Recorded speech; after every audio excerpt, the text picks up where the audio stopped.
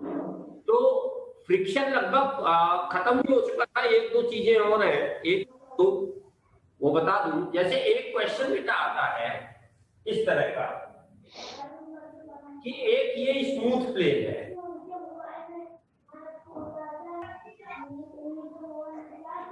ये smooth plane है,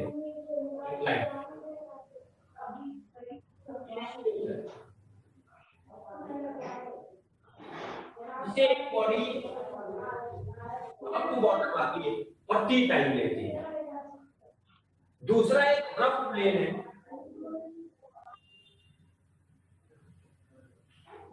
ये रफ प्लेन है, ये रफ है। यहां से एक बॉडी स्लाइड करती है और टाइम यहां तक आती है, तो जो टाइम लेती है वो इससे n टाइम ज्यादा लेती है। समझ रहे हैं? तो वो टाइम पूछ लेता है कई बार, या कितना ज्यादा लेगा टाइम ये पूछ लेता है। क्वेश्चन समझो पहले क्या है क्वेश्चन, लिखो, लिख लो एक लाइन कि on the rough plane body take, on the rough plane body takes n time, small n time, n times more time.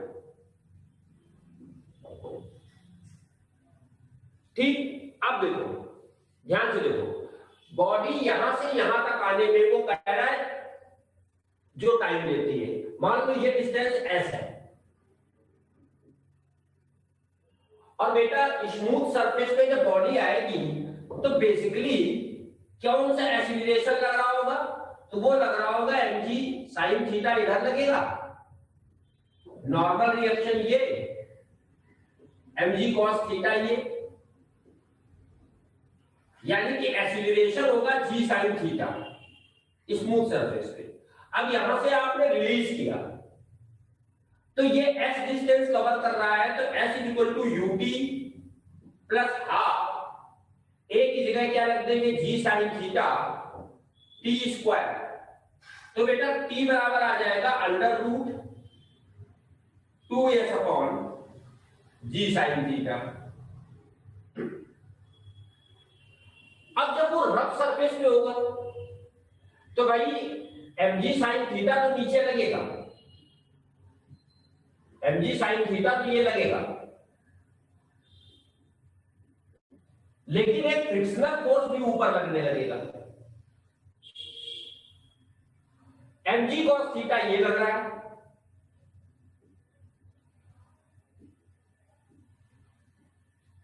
और ये आ गया नॉर्मल रिएक्शन। तो अलोंग द इंक्लिनेशन अगर ये बॉडी नीचे आ रही है तो नेट फोर्स क्या हुआ, mg sin थीटा और minus force of friction. Force of friction होता है म्यू इंटू एन, यानी कि म्यू और एन हो जाएगा mg cos थीटा। सर, हाँ सर डायग्राम थोड़ा ऊपर बनाया, दिख नहीं रहा है ऊपर का। नहीं दिख रहा है, ये लो अब दिखा। Yes sir, thank you sir. तो देखो mg sin थीटा नीचे लगेगा, फ्रिक्शन ऊपर लगेगा, तो along the inclined plane net force होगा mg sin theta minus friction.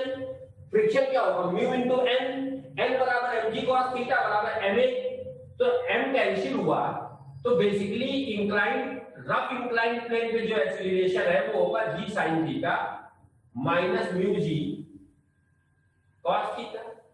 अब उतनी ही डिस्टेंस इसे भी गिरनी है जितनी इसने s डिस्टेंस गिरी थी, तो कितना टाइम लगेगा, मान लो t डैश टाइम लगता है, तो s इक्वल टू हो जाएगा u0 प्लस हाफ, a की जगह आ जाएगा g sin theta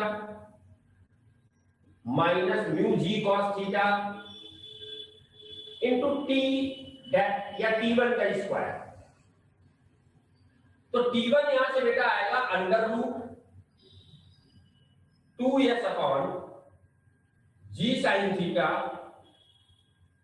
minus mu g cos theta.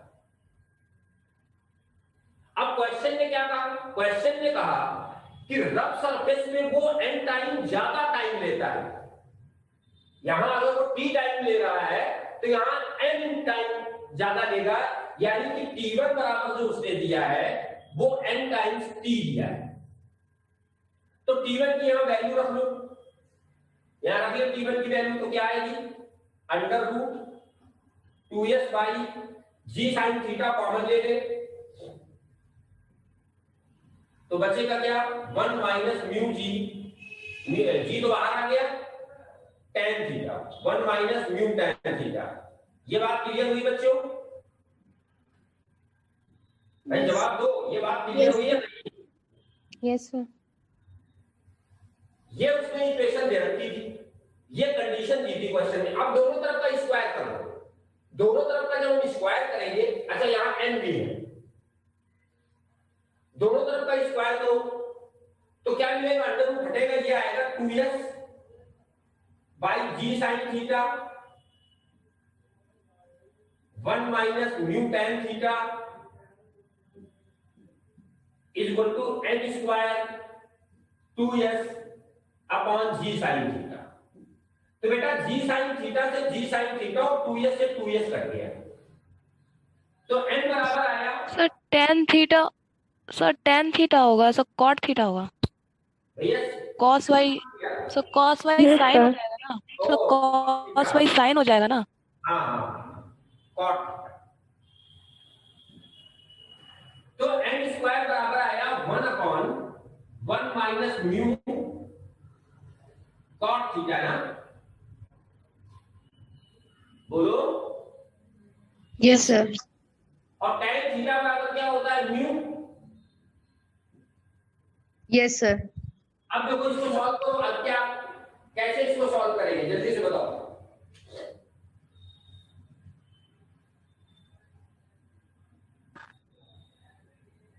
हम लोगों ने गलत कॉमन ले लिया है थोड़ा, यस सर, है ना।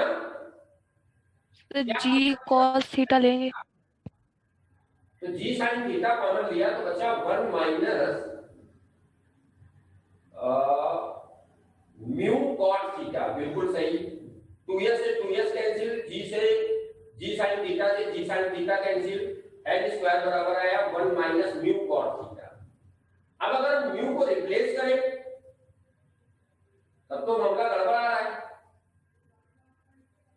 क्या गड़बड़ है देखो कैलकुलेशन में,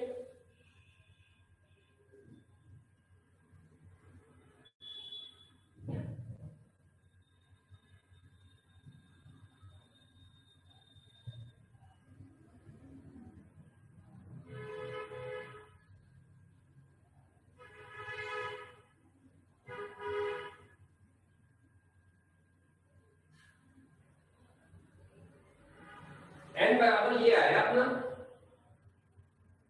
under root 1 minus mu cot theta, और अगर हम tan थीटा बराबर नहीं यहीं से छोड़ो, यहीं से छोड़ो, देखो कैलकुलेशन में तो कोई गलती दिख रही है कि दिख रही है बच्चों।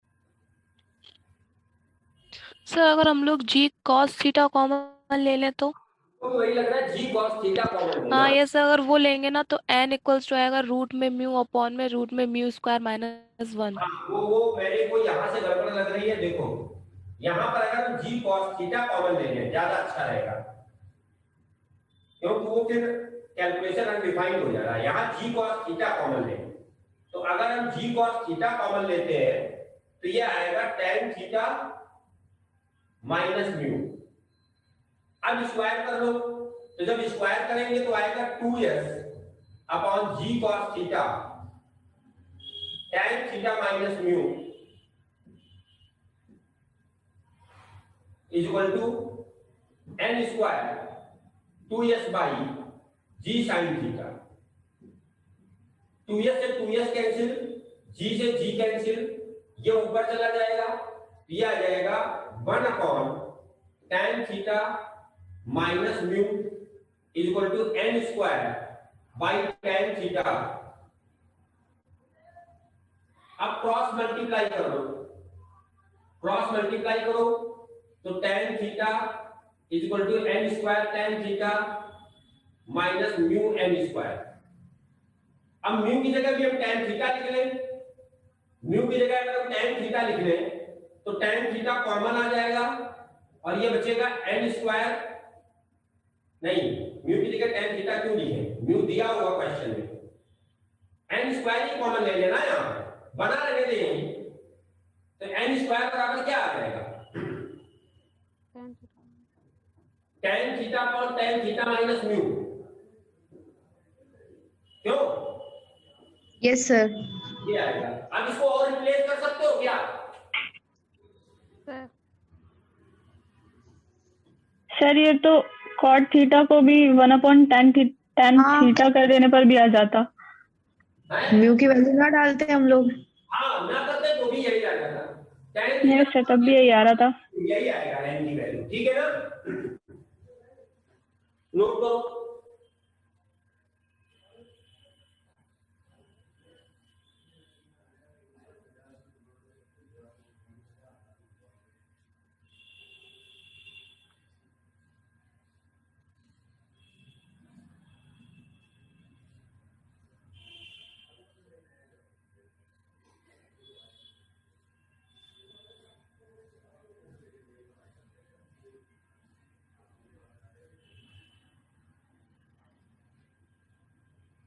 नोट कर लिया?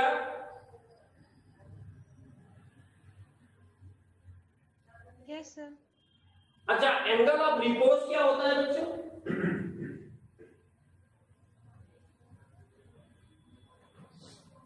एंगल ऑफ रिपोज कौन बताएगा?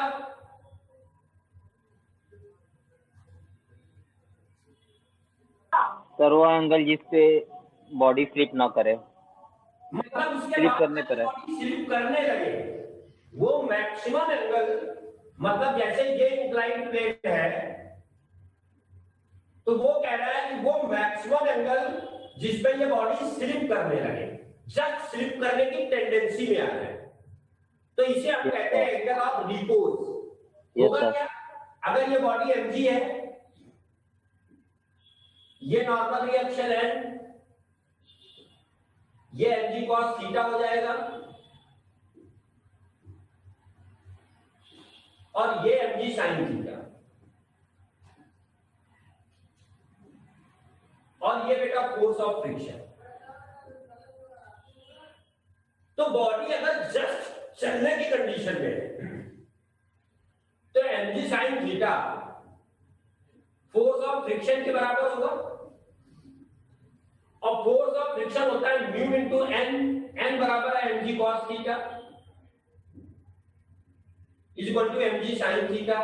तो बात यहां पर भी वही आती है कि tan theta is equal to mu. ये एंगल ऑफ रिपोज है, यानी कि एंगल ऑफ रिपोज में आप कितना याद रखो कि ये वो मैक्सिमम एंगल है जिसपे बॉडी स्लिप करने लगी।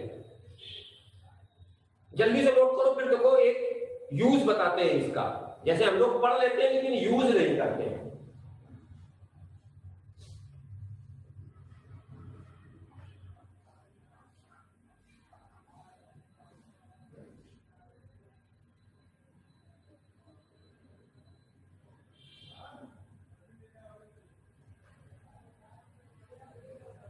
हो गया सर। Yes sir. आप देखो एक क्वेश्चन है बेटा, उस क्वेश्चन में इसको हम डायरेक्ट भी यूज कर सकते हैं। देखो क्वेश्चन हम बोल दे रहे हैं, देखो if an insect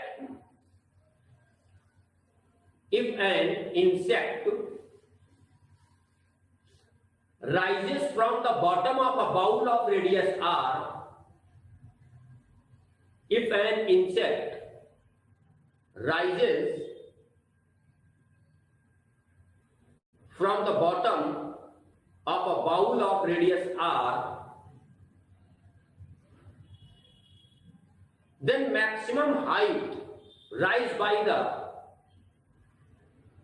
maximum height rise by the insect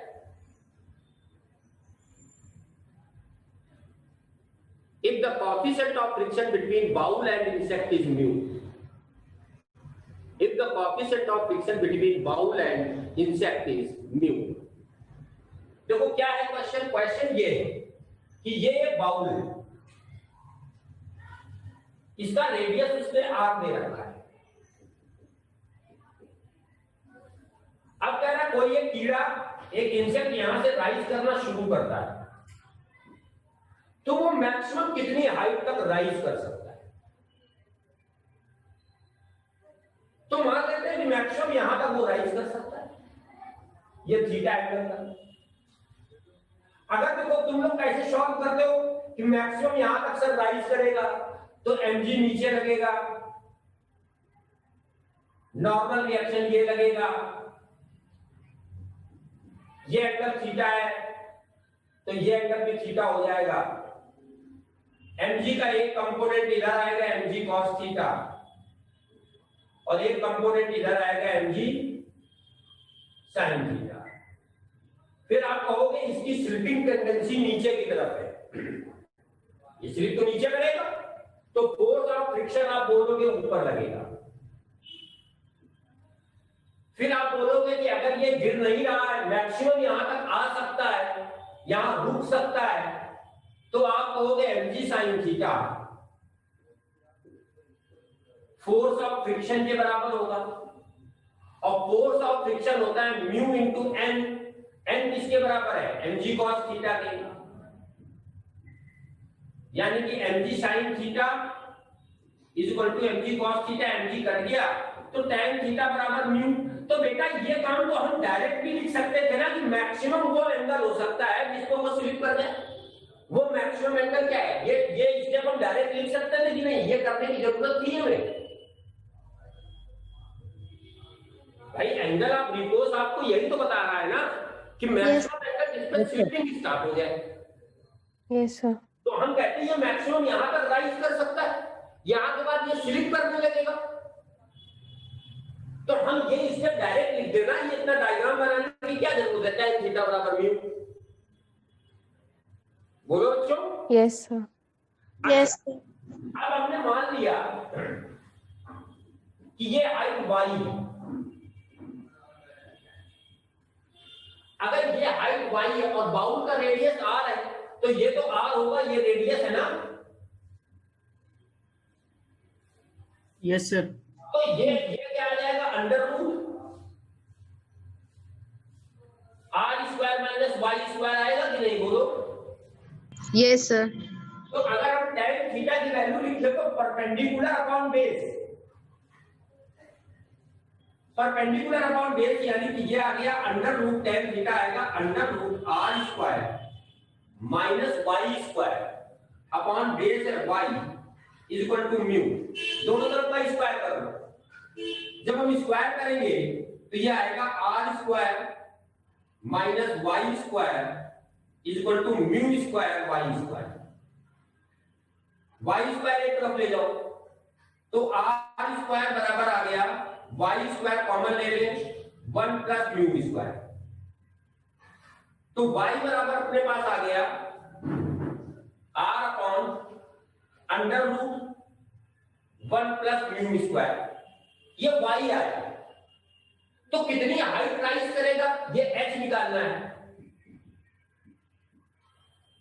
तो बेटा h बराबर आ जाएगा, टोटल हाइट r है, टोटल रेडियस कितनी है r, और ये हाइट y हमने निकाल ली तो r माइनस y आएगा ना h।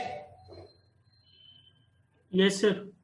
अब y की वैल्यू पुट करके r कॉमन ले ले तो अपना आंसर आएगा 1 minus 1 upon under root 1 plus mu आएगा कि नहीं? कितनी हाइट मैक्सिमम राइज कर सकता है? Yes sir.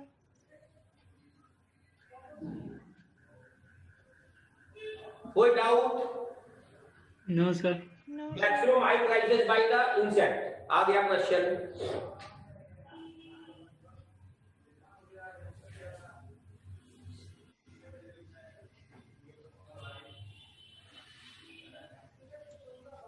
सर आप यहाँ पर कैसे किए हैं?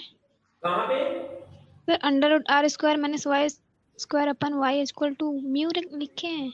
यहाँ पर स्क्वायर कर दिया ना दोनों तरफ का स्क्वायर करो। Yes sir. ये अंडर रूट हट गया और ये वाई स्क्वायर म्यू स्क्वायर बन गया, क्रॉस मल्टीप्लाई कर दिया, फिर वाई स्क्वायर को इधर ले आए, फिर वाई स्क्वायर कॉमन ले लिया। Yes sir. सर कल क्लास चली हुई थी। जी बेटा, कल क्लास चली हुई थी। कल क्लास तो चली होगी। हाँ सर मिश्रा सर की क्लास थी। मिस हो गई थी सर क्लास। कल मिश्रा सर की क्लास थी। अच्छा नोट कर लिया, मिटा दो इसे। Yes sir. अब एक लास्ट चीज और फ्रिक्शन में थोड़ी सी इंफॉर्मेशन देना चाहेंगे। जैसे हम लोगों ने पहला क्वेश्चन किया था, उसी तरीके से लास्ट क्वेश्चन आपको ये बता रहा हूं कि अगर कभी क्वेश्चन ये दिया हो कि ये एक ब्लॉक है, ये सरफेस स्मूथ है, इसके ऊपर एक ब्लॉक और है और ये सरफेस रफ है, इसका कोएफिशिएंट ऑफ फ्रिक्शन म्यू है। अभी पहला क्वेश्चन किया था तो हमने ऊपर वाले ब्लॉक पे फोर्स लगाया था, ध्यान है? Yes sir. अब अगर हम इस पे एक फोर्स लगाएं और ये M1 ब्लॉक है और ये M2 ब्लॉक है, अब वो ये पूछता है कि हम कितना मैक्सिमम फोर्स लगा सकते हैं कि ये दोनों ब्लॉक एक साथ चले, यहां स्लिपिंग ना हो। समझ गया ना question? Maximum force and acceleration लिखो, maximum force and acceleration, maximum force and acceleration for both block move together. Maximum force and acceleration for both blocks move together, दोनों ब्लॉक एक साथ चले।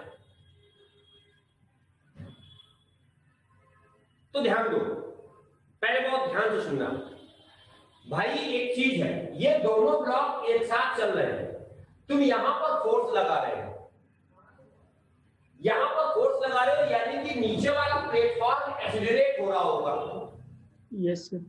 हो रहा होगा कि नहीं? Yes sir. अगर नीचे वाला प्लेटफॉर्म एक्सीलरेट है तो ये नॉन इनर्शियल फ्रेम हुआ, इसके ऊपर ये ब्लॉक रखा है, तो इस ब्लॉक में एक स्यूडो फोर्स लगेगा कि नहीं? लगेगा लगेगा सर। और बेटा वो स्यूडो फोर्स किधर लगेगा? पीछे की तरफ। अपोजिट अपोजिट पोर्शन की, है ना, पीछे की तरफ। तो फ्रिक्शनल फोर्स किधर लगेगा? आगे आगे की तरफ। अगर ये ब्लॉक स्लिप ना करे तो वो स्यूडो फोर्स फ्रिक्शन के कोई वो फ्रिक्शनल फोर्स के बराबर होना चाहिए। Yes sir. अच्छा, स्यूडो फोर्स होता क्या है? उसका मास एक्सीलरेशन इनटू एक्सीलरेशन। यस। और फ्रिक्शनल फोर्स यहां पर देख रहे हो, तो यहां पर फ्रिक्शनल फोर्स लगेगा म्यू इनटू N2। यहां पर N2 बराबर M2G होगा। Yes sir. अच्छा, M2 बेटा एक्सीलरेशन क्या होता है? अप्लाइड फोर्स अपॉन टोटल मास। या पहले एक्सीलरेशन ही अगर निकालना हो, अच्छा चलो पहले फोर्स निकालते हैं, कितना मैक्सिमम फोर्स लगा सकते हैं। तो आवाज नहीं आ रही। फोर्स हो जाएगा, एक्सीलरेशन होगा अप्लाइड फोर्स, तो अप्लाइड तो F है upon total mass M1 plus M2 is equal to mu N2 है M2G, N2 है M2 इंटू G, M2 से M2 कैंसिल, तो मैक्सिमम फोर्स बेटा कितना लगा सकते हैं? Mu G, mu M1 plus M2G।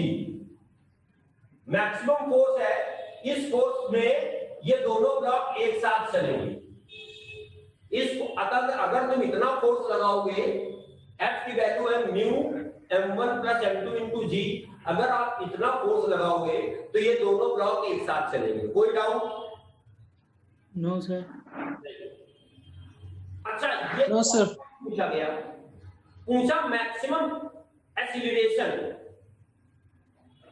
तो मैक्सिमम एक्सीलरेशन तो हम यहीं से निकाल सकते थे। कैसे? देखो, m2 इंटू ए बराबर म्यू m2 की जगह लिख दे m2 जी, तो m2 से m2 कैंसिल। मैक्सिमम एक्सीलरेशन कितना आया बेटा? म्यू इंटू जी। ये मैक्सिमम एक्सीलरेशन है जिसके लिए दोनों ब्लॉक एक साथ चलेंगे। ये मैक्सिमम फोर्स है जिसके लिए दोनों ब्लॉक एक साथ चलेंगे। ये मैक्सिमम एक्सीलरेशन है जिसके लिए दोनों ब्लॉक एक साथ चलेंगे।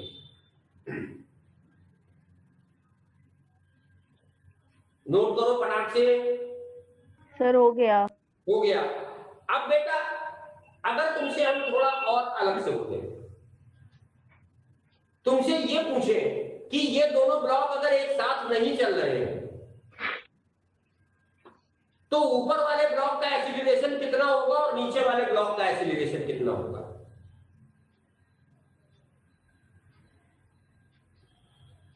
अगर हम कहें, आप ये बताओ कि if F greater than mu m1 plus m2 ji,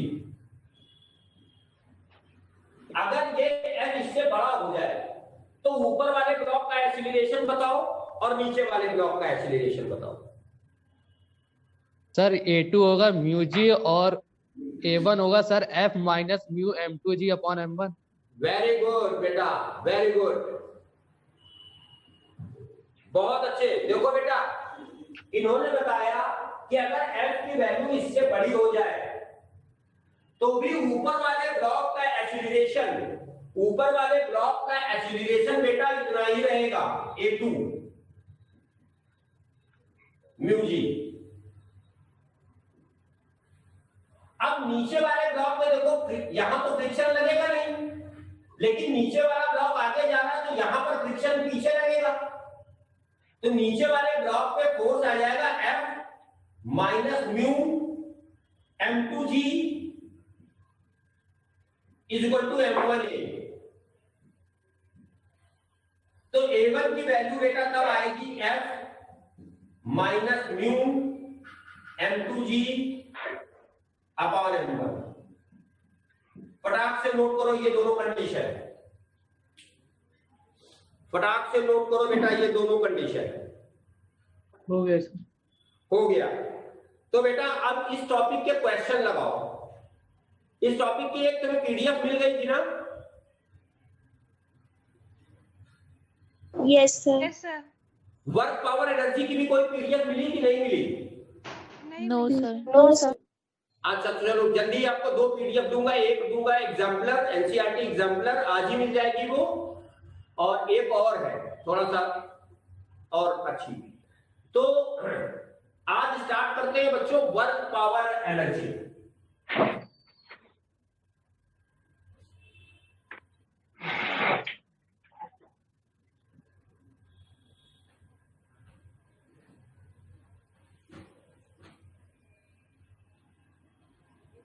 work power and energy W। तो आज केवल वर्क पे बात करते हैं। तो बेटा वर्क आप सब लोगों ने पढ़ रखा है, वर्क डन dW बराबर आप क्या लिखते हो? F dot dr। और ये वर्क भाई कांस्टेंट फोर्स निकालना हो, अभी तो हम कांस्टेंट फोर्स से निकाल रहे हैं, फोर्स वेरिएबल नहीं है। ये कांस्टेंट फोर्स से F डॉट dr करते हो, या लिखते हो F dr cos थीटा। अच्छा, work positive negative and zero तीनों हो सकता है ना? Yes sir. Yes sir. Positive negative zero. तो कब पॉजिटिव होगा, कब नेगेटिव होगा, कब जीरो होगा? सर जब फोर्स की डायरेक्शन डिस्प्लेसमेंट के अलॉन्ग होगी तब पॉजिटिव होगा। हाँ तो ऐसे लिखते हैं ना, देखो बेटा मतलब थीटा 90 होगा। नेगेटिव और जीरो वो थीटा पे डिपेंड करेगा। अगर थीटा की वैल्यू 90 जीरो से बड़ी है और 90 से छोटी है तो व्हाट पॉजिटिव। अगर थीटा की वैल्यू 90 से बड़ी है और 180 से छोटी है या उसके बराबर है तो वर्क नेगेटिव होगा ना। और अगर बेटा थीटा की वैल्यू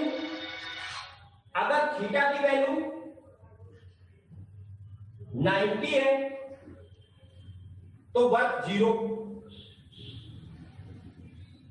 cos 90 जीरो हो जाएगा और cos 90 से जब बड़ा होता है तो नेगेटिव होता है। बात क्लियर है ना? Yes sir. अच्छा तो सिंपल का जैसे एक एग्जांपल भी समझ लेते हैं कि जैसे हम कहें कि ये एक आदमी है, ये अपने सर पर एक मास m रखे हैं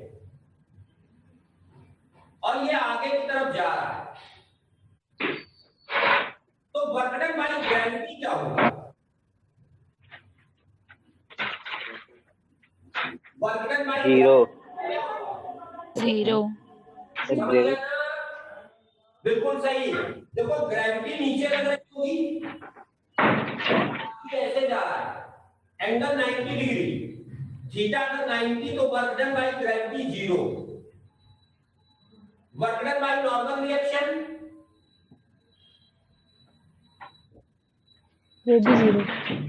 नॉर्मल रिएक्शन भी बेटा ये लगेगा तो वो भी डिस्प्लेसमेंट के साथ 90 डिग्री पे तो work done by normal reaction भी जीरो।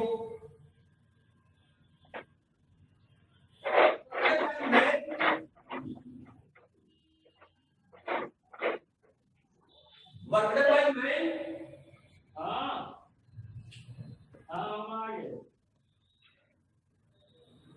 बताओ बेटा, वर्क डन बाय मैन क्या होगा?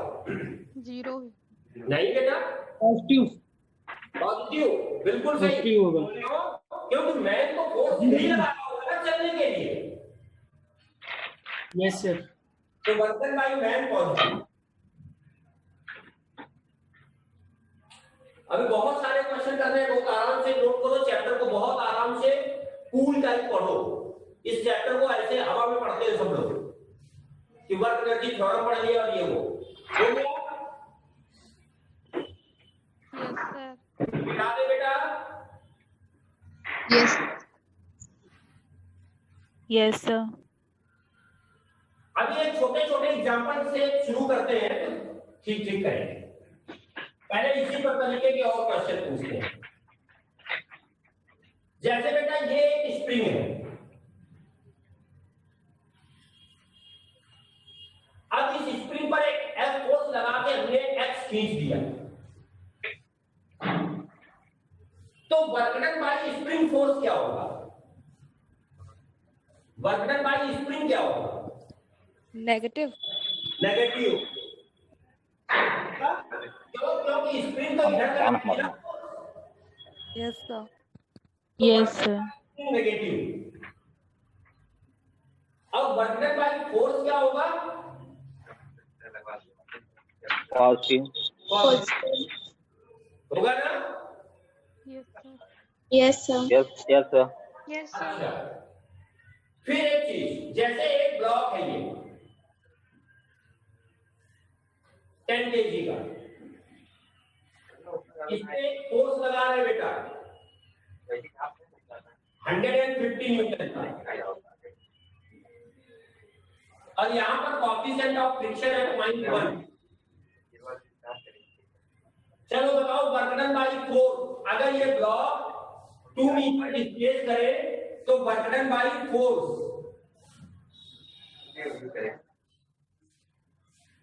300।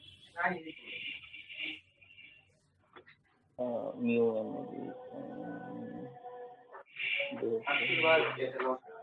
बात नहीं करो बेटा, वर्क डन बाय फोर्स बताओ 300 से कितना आया? 300। 300 बिल्कुल सही। वर्क पॉजिटिव आएगा। देखो उधरी फोर्स लग रहा है, उधरी ब्लॉक डिस्प्लेस हो रहा है, तो वर्क डन बाय फोर्स आएगा 150 into 2, 300 joule. Work done by friction क्या आएगा बेटा? 200 हैं? 200 200 गलत। क्या minus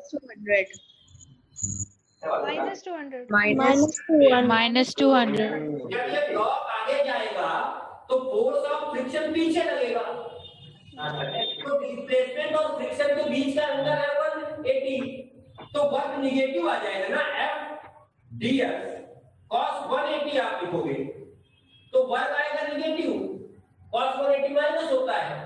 F कितना होगा? Mu mg into ds displacement है 2 मीटर, यानी कि it is minus mu, mu की वैल्यू 0.1, m है 10 kg, g रख दे 10 into 2, कितना आया ये? 20 आ रहा है बेटा, 200 तो नहीं आ रहा है। Yes sir. माइनस 20 जूल आ रहा है।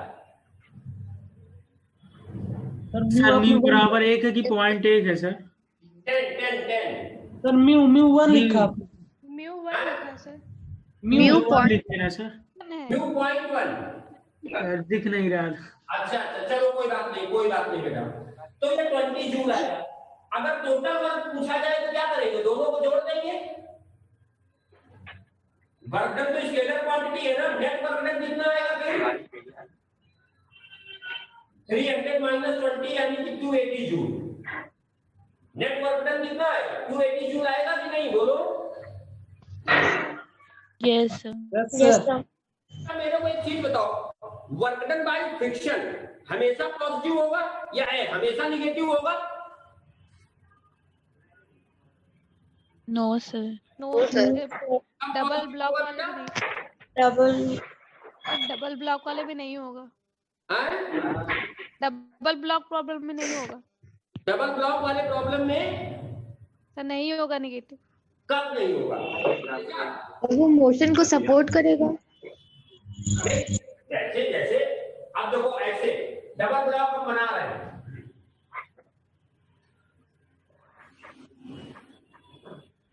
हमने कहा एक ये ब्लॉक है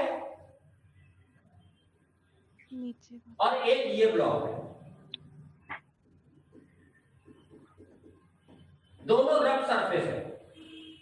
अब बताओ अगर इसको हम ब्लॉक को ऐसे खींचे, इधर पुल करें, तो work done bye frictional force on the lower block, देखो कंप्लीट आंसर दिया जाता है बेटा हमेशा।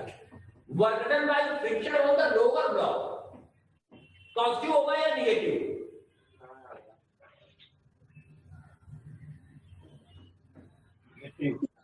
negative नेगेटिव होगा।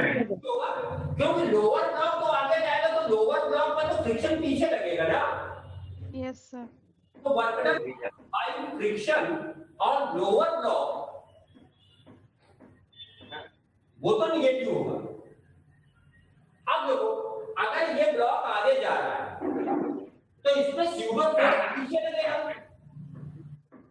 अगर ये ब्लॉक आगे जा रहा है तो इसमें स्यूडो फोर्स पीछे लगेगा, और अगर इसमें स्यूडो फोर्स पीछे लगेगा तो फ्रिक्शनल फोर्स इसको आगे लगेगा ना। Yes sir. तो work done by friction on the upper block support कर रहा, पॉजिटिव है। सपोर्ट कर रहा तो पॉजिटिव हो गया। Work done by friction on lower block negative हुआ, लेकिन work done by friction on the upper block क्या हुआ? पॉजिटिव। तो ऐसा पॉजिटिव हुआ। ये बच्चों कि वर्क डन बाय फ्रिक्शन हमेशा जो है ना क्या हो? निगेटिव। हो। ऐसा बिल्कुल जरूरी नहीं है कि वर्क डन बाय फ्रिक्शन हमेशा ही निगेटिव हो। जैसे हम जब चलते हैं तो हमारा पीछे वाला पैर अर्थ को किधर पुश कर रहा होता है? पीछे साइड पे। तो फ्रिक्शन किधर लग रहा है? आगे है ना। तो वर्क डन बाय फ्रिक्शन हमारा अगर भाई जब फ्रिक्शन को हमें सपोर्ट करता है तो वर्क डन बाय फ्रिक्शन फिर पॉजिटिव हो जाएगा। तो ये बात आपको याद करने लायक थी, ऑप्शन नोट कर सकते हो। अगली बात, अगला क्वेश्चन, अब तो क्वेश्चन ही क्वेश्चन होंगे, मिटा दें इसे। Yes sir. Yes sir. Yes sir.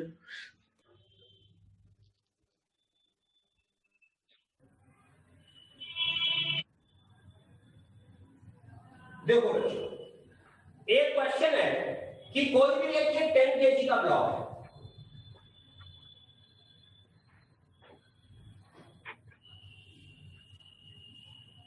यहां पर एक फोर्स लग रहा है 100 न्यूटन का, और ये एंगल है 53।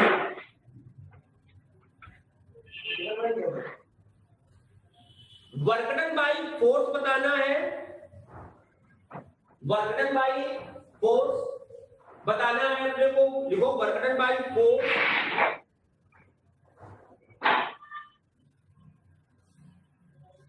Work done bye frictional force,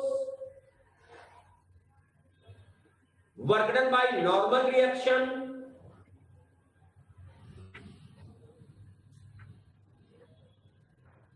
and net work done. अगर कोएफिशिएंट ऑफ फ्रिक्शन यहां दिया है हमने 0.5 और डिस्प्लेसमेंट भी दिया है हमने 5 मीटर, जल्दी जल्दी सब लोग कैलकुलेट करो।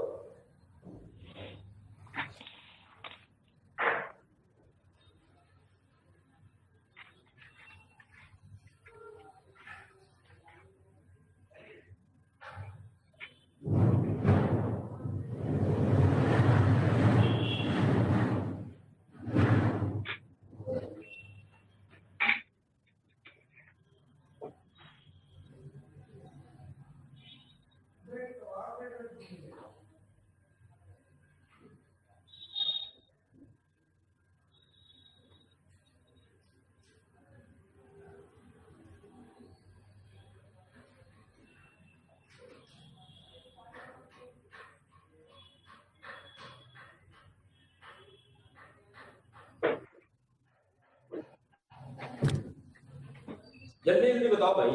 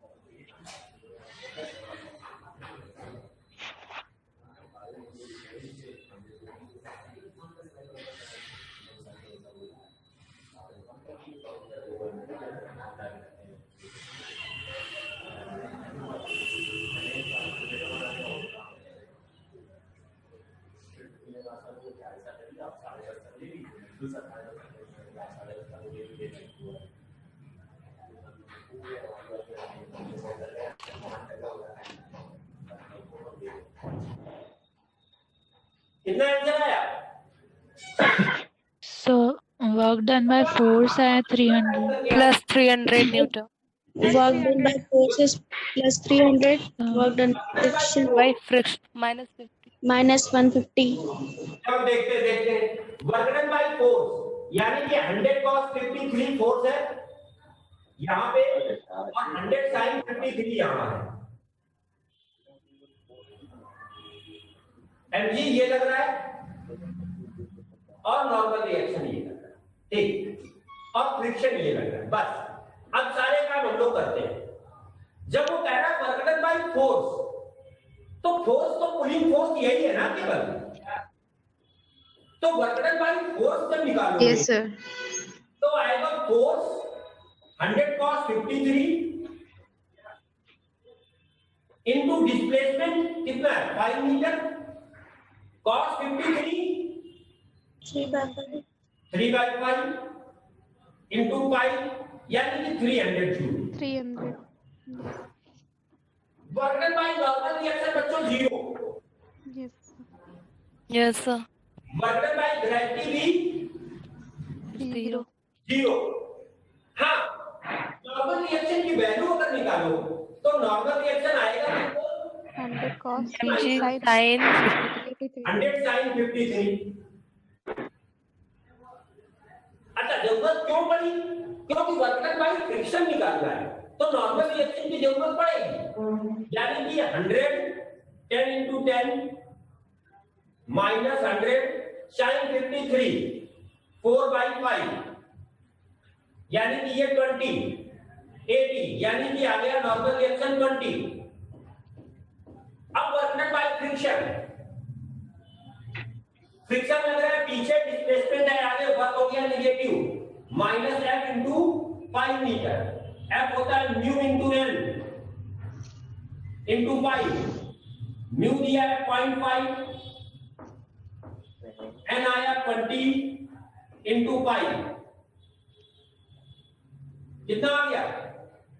-50. -50। Total work done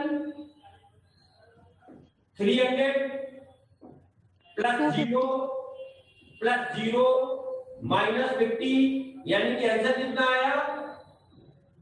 250। 250। जल्दी से नोट करो दूसरा question.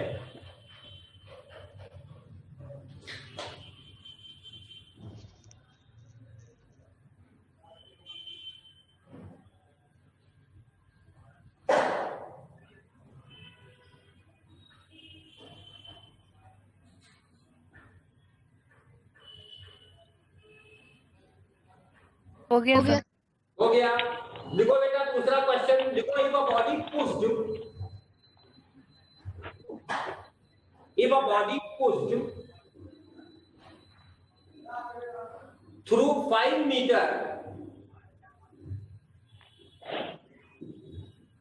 if a body pushed through 5 meter and resistive force is 75 Newton,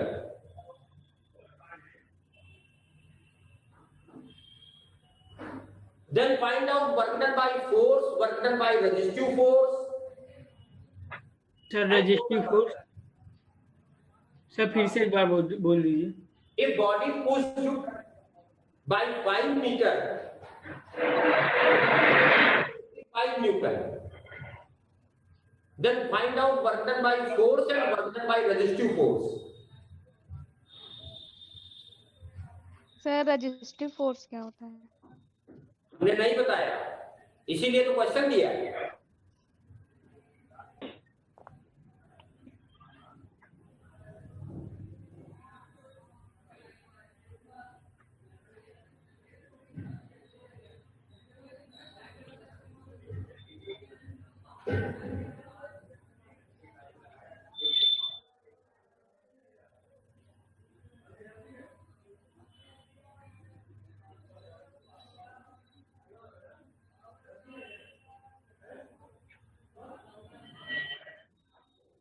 work done by force 375 हाँ work done by resistive force minus -370।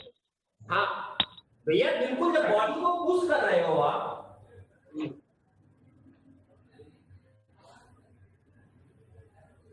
आप सिंपल सा देखो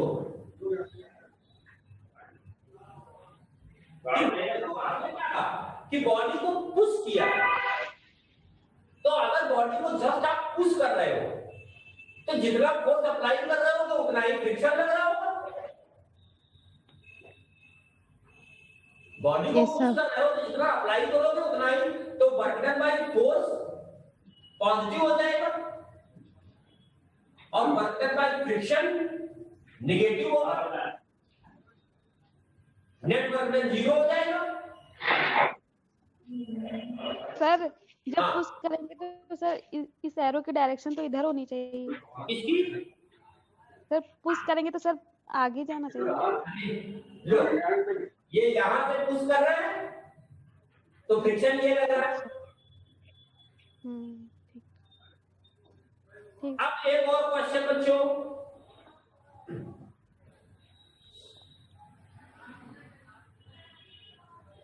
देखो अच्छा सा क्वेश्चन है बेटा।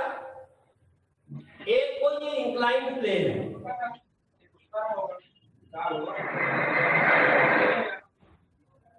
ये इंक्लिनेशन 30 डिग्री है। यहां पे एक बॉडी रखी है और ये बॉडी 100 मीटर पर सेकेंड की वेलोसिटी से मूव कर रही है। कोएफिशिएंट ऑफ फ्रिक्शन 0.1 है। जल्दी से डायग्राम बनाओ। हेलो, जल्दी से डायग्राम बनाओ।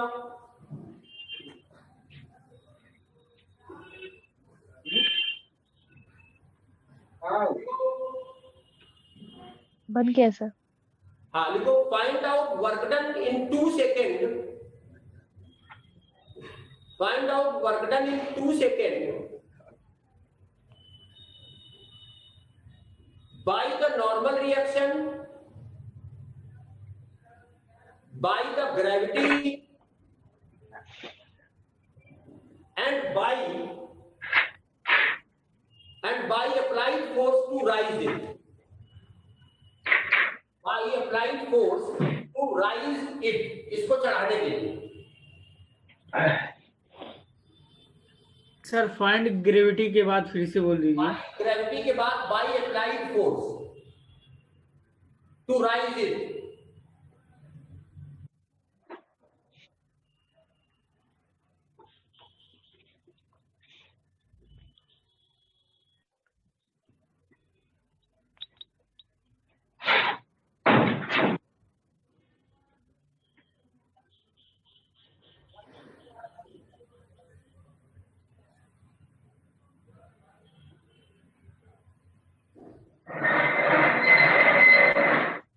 माइक बंद कर दो बच्चे।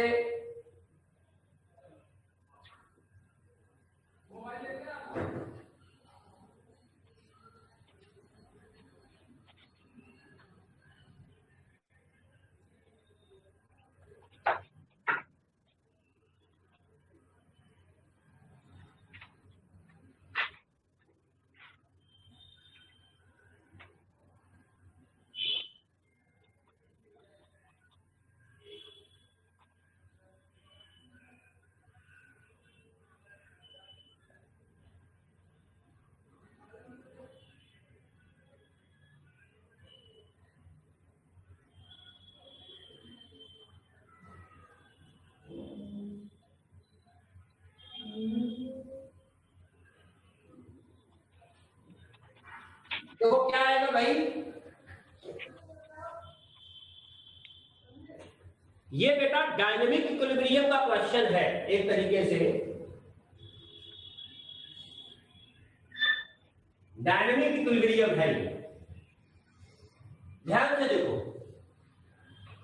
Work done by normal reaction. बेटा नॉर्मल रिएक्शन तो ट्रैक पे हमेशा परपेंडिकुलर होगा कि नहीं? इस ट्रैक पे नॉर्मल रिएक्शन हमेशा परपेंडिकुलर होगा कि नहीं? Yes sir. तो work done by normal reaction तो 0 होगा। हाँ, work done by gravity. Work done by gravity क्या होगा? Non zero. कितना आएगा? -950। हाँ, mg देखो नीचे लगेगा। हाँ, तो mg का एक कंपोनेंट ये आएगा, sin 30। mg sin थीटा, और ब्लॉक जा रहा है ऊपर। तो वर्क डन बाय और mg cos थीटा से इस कंपोनेंट से तो कोई वर्क होगा नहीं, क्योंकि ये परपेंडिकुलर है। तो केवल यही कंपोनेंट वर्क करेगा। तो केवल यही कंपोनेंट वर्क करेगा। तो वर्क डन बाय ग्रेविटी जब निकालोगे तो आएगा mg sin थीटा। ये लग रहा है बेटा नीचे और बॉडी जा रही है ऊपर, तो डिस्प्लेसमेंट और बॉडी के बीच का एंगल है 180, तो वर्क हो गया नेगेटिव इनटू डिस्प्लेसमेंट। अब डिस्प्लेसमेंट कितना होगा? तो बॉडी जा रही है 100 मीटर पर सेकंड से, 200 से। डायनेमिक इक्विलिब्रियम है। अगर वेलोसिटी क्वेश्चन देगी ऐसे तो आप वेलोसिटी तो कांस्टेंट मानोगे, तो बेटा s इक्वल टू आ जाएगा displacement equal to velocity into time, यानी कि 100 इनटू 2 सेकंड, यानी कि माइनस m हो गया 100, g हो गया 10, sin 30 की वैल्यू 1/2 और s आया 200, यानी कि ये भी 100, यानी कि आंसर आया -10⁵ आया ना? Yes sir. Yes, sir. अच्छा, अब वर्क डन बाय इंजन, अब देखो भाई, अगर ये बॉडी ऊपर जा रही है तो फ्रिक्शनल फोर्स भी पीछे लगेगा, और बॉडी कांस्टेंट वेलोसिटी से जा रही है, इसका मतलब बॉडी पर जो अप्लाइड फोर्स होगा ऊपर की तरफ, वो नीचे की तरफ जो फोर्स लग रहे हैं उनके बराबर होगा।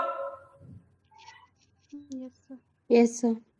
यानी कि वर्क डन बाय इंजन या work done bye applied force जब निकालना है तो कि इंजन या अप्लाइड फोर्स की रिक्वायरमेंट क्या है, mg sin theta plus force of friction होगा म्यू mg cos थीटा। इतना फोर्स लगाओगे तभी तो ये 100 से चला पाओगे कांस्टेंट से। Yes, sir. अब mg sin थीटा की वैल्यू आ जाएगी 100 इंटू 10 sin 30 1/2, म्यू दिया है 0.1 इंटू 100 इंटू 10 और cos 30 √3/2, ये आ जाएगा 5, यानी कि 500 ए भी 5 प्लस 50 √3, ये फोर्स अप्लाई करना पड़ेगा। तो work done by this force जब निकालोगे तो लिख दोगे पॉजिटिव होगा फोर्स इनटू डिस्प्लेसमेंट, फोर्स है बेटा ये,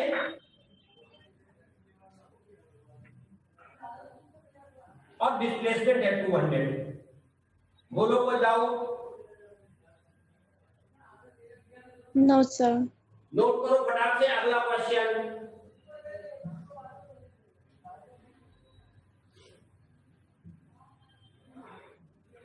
हो गया सर। थोड़ा साइड हो जाइए एक सर, अगला थोड़ा क्वेश्चन सर, अभी देखो मत मिटाइएगा सर। हाँ,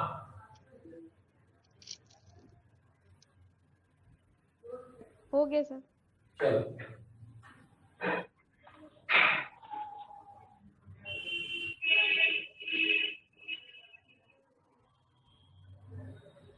चलो सर सर ये भी तो 500√3 होगा ना, 50 कैसे हो गया? अरे म्यू की वैल्यू 0.1 नहीं रखोगे? अच्छा 0.1 है, हमने सोचा 1 है। अब देखो बेटा, अगर कोई बॉडी एक सर्कुलर ट्रैक पे ऐसे जा रही है, आसान सा क्वेश्चन है, ये रेडियस r है, सर्कुलर ट्रैक है, ये बॉडी एक है मास m की, और बॉडी पे एक हॉरिजॉन्टल फोर्स F बराबर 2mg लगाया है, बॉडी पे फोर्स लगा है F equal to 2mg। Find out work done by force, work done by gravity, work done by normal reaction.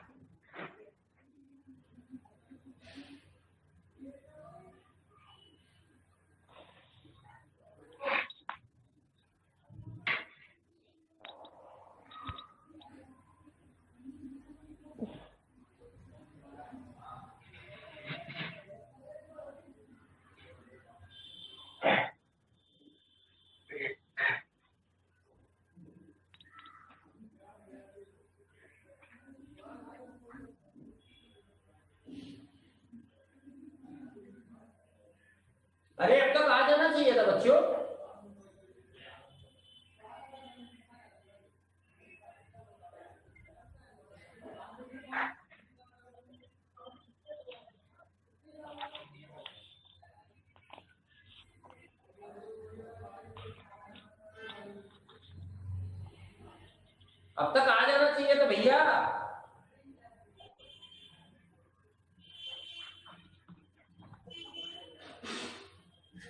हम बता रहे हैं, देखो सबसे पहले तो ये देखो, हमने कहा ये सर्कुलर ट्रैक है, तो बेटा नॉर्मल रिएक्शन तो ट्रैक पे हमेशा परपेंडिकुलर होगा ना, बताओ। Yes, sir. Yes, sir. तो बटरफ्लाई बाई नॉर्मल रिएक्शन तो जीरो होगा। 0 होगा। चलो अब ग्रेविटी किधर लग रही है? नीचे। और बेटा अलोंग द ग्रेविटी जब बॉडी यहां से ए से बी चली जा रही है, बॉडी ए से बी चली जा रही है, तो ग्रेविटी नीचे लग रही है, और अलोंग द ग्रेविटी डिस्प्लेसमेंट कितना हो रहा है? आर। ए से बी जाने में ग्रेविटी के अलोंग कितना डिस्प्लेसमेंट है? आर। लेकिन है क्या कि ग्रेविटी नीचे लग रही है और डिस्प्लेसमेंट ए से बी जब जा रहे हैं तो ऊपर हो रहा है, तो वर्क बाय ग्रेविटी निगेटिव हो जाएगा ना? Yes, sir. Yes sir. सब लोग ऐसे सर ग्रेविटी फिर से बता दीजिए। भाई ग्रेविटी नीचे लग रही है, बॉडी जब ए से बी जा रही है तो अलोंग द ग्रेविटी जिधर ग्रेविटी लग रही है उस डायरेक्शन में कितना डिस्प्लेसमेंट है? आर का। अलोंग द ग्रेविटी डिस्प्लेसमेंट ए से बी जाने में आर है, बट डिस्प्लेसमेंट ग्रेविटी से अपोजिट डायरेक्शन में है, तो निगेटिव होगा वर्क। Yes sir. और फोर्स इनटू डिस्प्लेसमेंट। क्लियर बेटा? Yes, sir. अब वर्क डन बाय फोर्स, तो फोर्स लग रहा है हॉरिजॉन्टली, जी और हॉरिजॉन्टल डिस्प्लेसमेंट कितना है बॉडी में? R. R 2 mg R. r। और नेट वर्क डन कहा जाए तो दोनों जोड़ देंगे। GF. MGR. हाँ। यानी कि फोर्स आ गया mgr, वर्क आ गया mgr। क्लियर? Yes, sir. चलो दूसरा Yes, sir. बिल्कुल सिमिलर क्वेश्चन दूसरा दे रहा हूं, अब आप लोग करोगे। देखो बेटा, एक ये बॉडी सस्पेंड की है स्ट्रिंग से, ये बॉडी ऐसे लटक रही है एम मास की, इसमें एक हॉरिजॉन्टल फोर्स लगा रहे हैं 2 mg का, कांस्टेंट हॉरिजॉन्टल फोर्स है, और बॉडी को ए से बी तक डिस्प्लेस करते हैं। ये एंगल 53 डिग्री। डायग्राम बनाओ।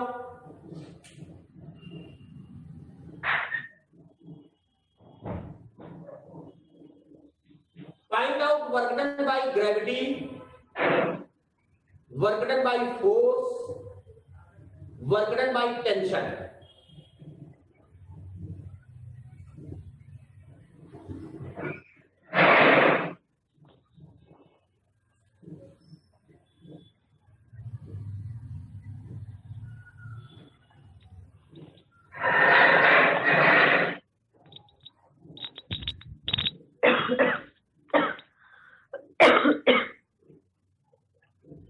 प्लीज म्यूट कर लो, अपने आप को बहुत डिस्टरबेंस हो रहा है। क्या माइक बंद कर लो।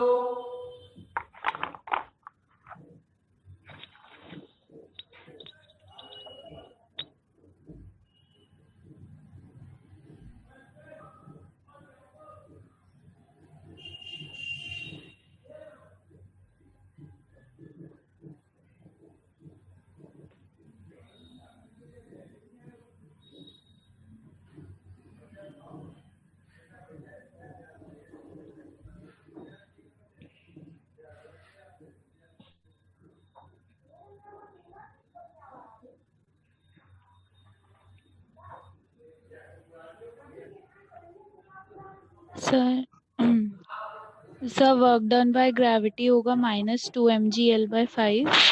हाँ हाँ बिल्कुल, ये गड़बड़ कर दी थी, ये अच्छा यार याद दिलाया तुम लोगों ने कि ये स्ट्रिंग की लेंथ L ले लेना।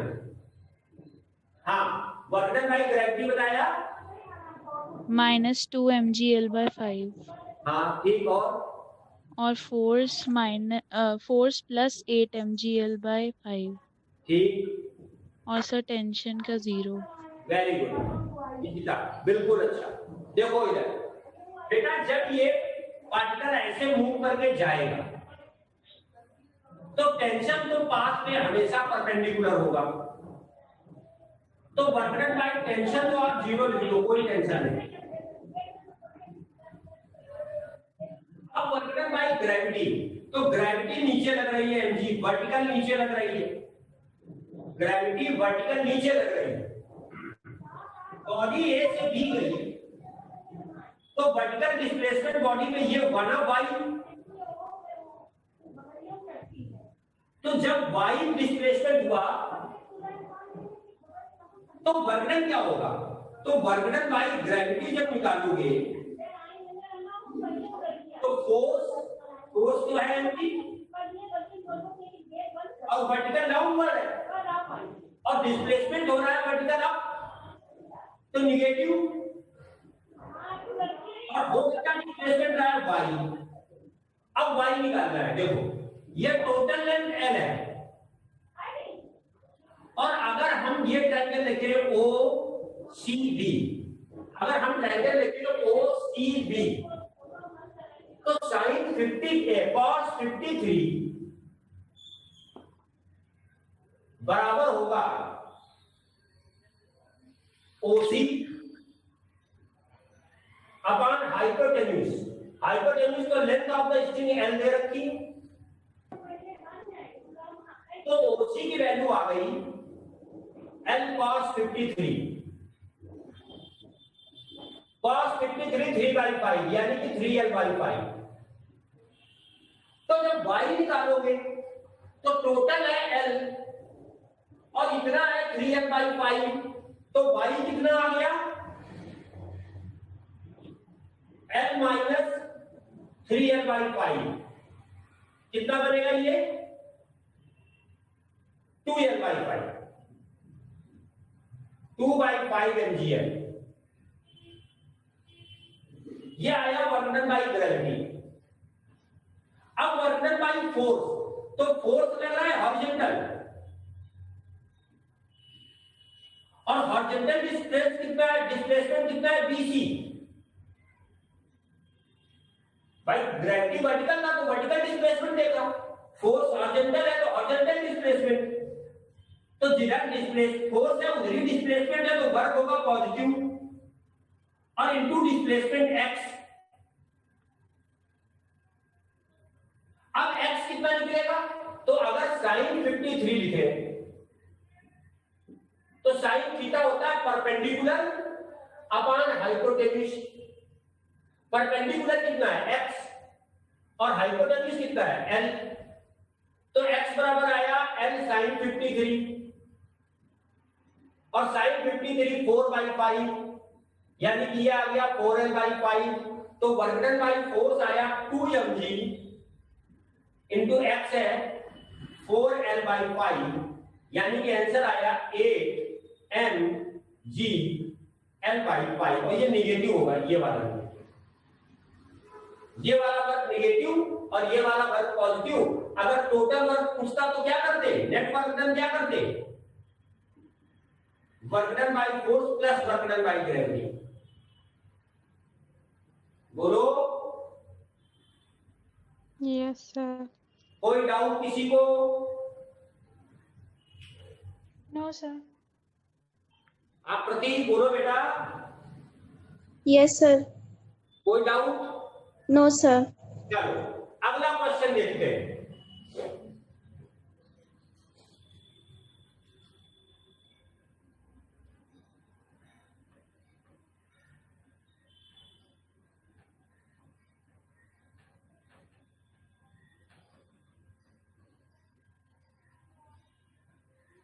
देखो बेटा, एक ये सर्कुलर ट्रैक है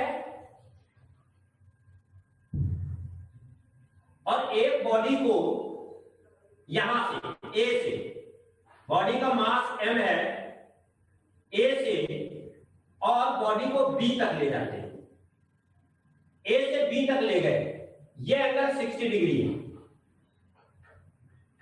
बॉडी को ए से बी ले गए, ये एंगल 60 डिग्री है। डायग्राम बनाओ, वर्क डन बाई फोर्स बताओ, वर्क डन बाई ग्रेविटी बताओ। अच्छा केवल वर्क डन बाई ग्रेविटी,